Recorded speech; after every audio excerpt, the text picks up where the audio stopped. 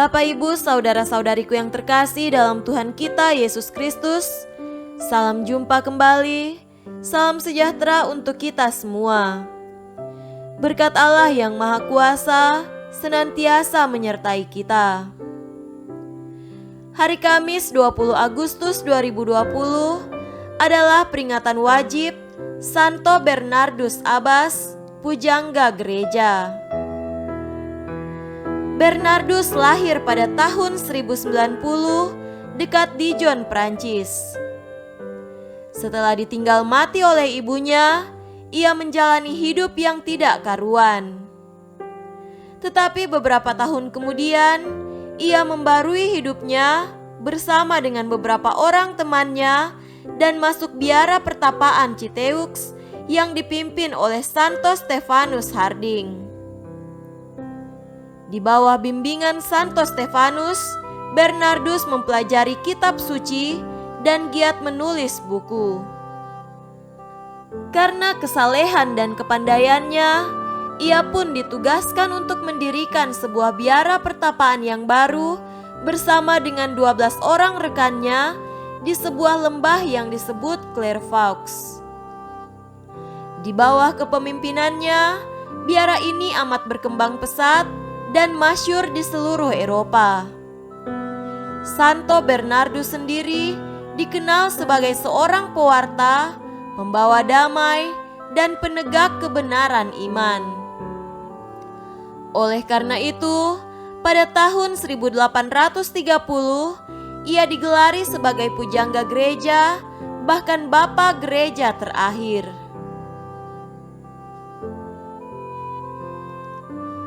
Marilah kita mendengarkan dan merenungkan bacaan-bacaan kitab suci. Bacaan pertama dari nubuat Yehezkiel pasal 36 ayat 23 sampai 28. Aku akan menguduskan namaku yang besar yang sudah dinajiskan di tengah bangsa-bangsa dan yang kamu najiskan di tengah-tengah mereka. Dan bangsa-bangsa akan mengetahui bahwa akulah Tuhan, demikianlah firman Tuhan Allah, manakala aku menunjukkan kekudusanku kepadamu di hadapan bangsa-bangsa. Aku akan menjemput kamu dari antara bangsa-bangsa dan mengumpulkan kamu dari semua negeri dan akan membawa kamu kembali ke tanahmu. Aku akan mencurahkan kepadamu air jernih yang akan mentahirkan kamu dari segala kenajisanmu, dan dari semua berhala-berhalamu aku akan mentahirkan kamu. Kamu akan kuberikan hati yang baru dan roh yang baru di dalam batinmu, dan aku akan menjauhkan dari tubuhmu hati yang keras dan kuberikan kepadamu hati yang taat.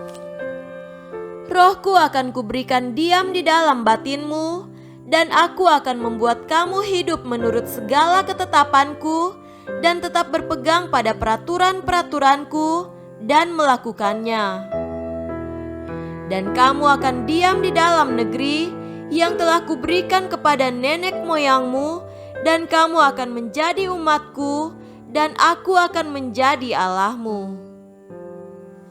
Demikianlah sabda Tuhan. Syukur kepada Allah. Tuhan beserta kita sekarang dan selama-lamanya. Inilah Injil Yesus Kristus menurut Matius.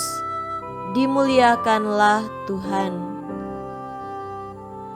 Injil Matius pasal 22 ayat 1 sampai 14.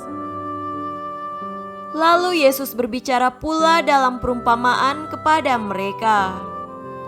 Hal kerajaan sorga seumpama seorang raja yang mengadakan perjamuan kawin untuk anaknya.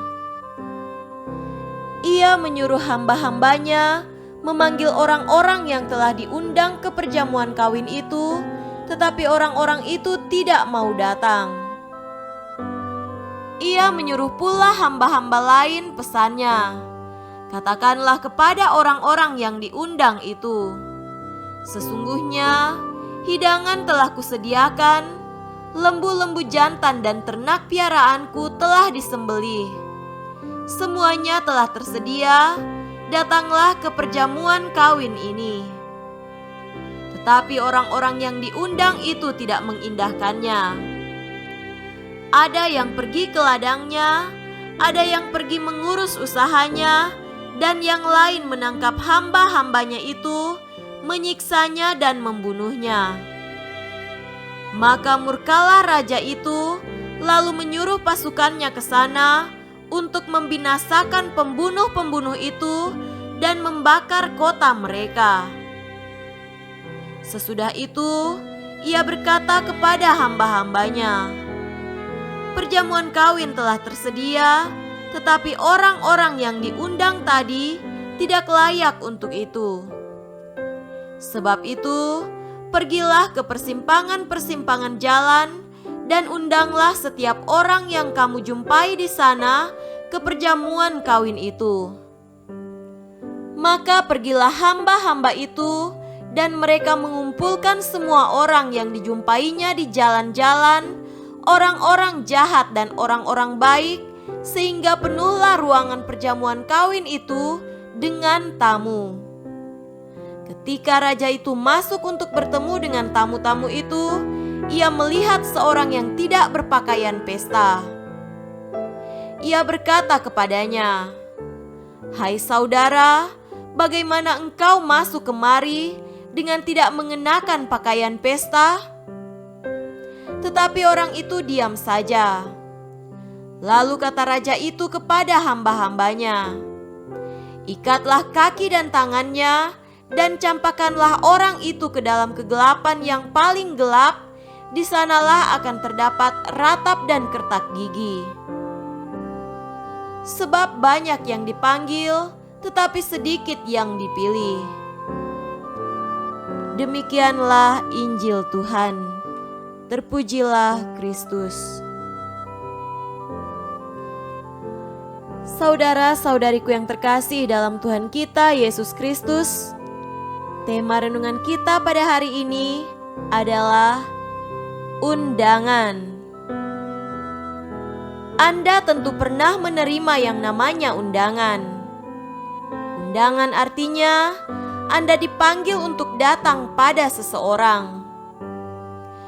Orang yang mengundang mungkin sedang mengadakan suatu acara yang seperti pesta, rapat, atau pertemuan penting lainnya.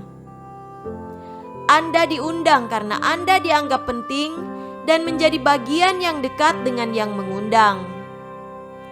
Tetapi kita bebas memutuskan apakah kita akan datang atau kita memilih untuk tidak memenuhi undangan itu. Undangan pada dasarnya adalah sebuah tawaran. Saudara terkasih, bacaan pada hari ini berbicara juga mengenai undangan. Undangan itu muncul dalam perumpamaan Yesus mengenai perjamuan perkawinan. Undangan perkawinan yang disampaikan oleh raja ini tidak ditanggapi oleh banyak orang dengan berbagai macam alasan. Apa sebenarnya arti perumpamaan ini? Perumpamaan ini berbicara mengenai undangan keselamatan dari Allah untuk kita manusia. Namun, rupanya undangan ini tidak menarik bagi manusia. Mereka tidak menganggap undangan ini sebagai sesuatu yang penting. Dengan kata lain, sang raja itu sendiri tidak dianggap penting oleh mereka. Saudara-saudariku yang terkasih dalam Tuhan kita Yesus Kristus,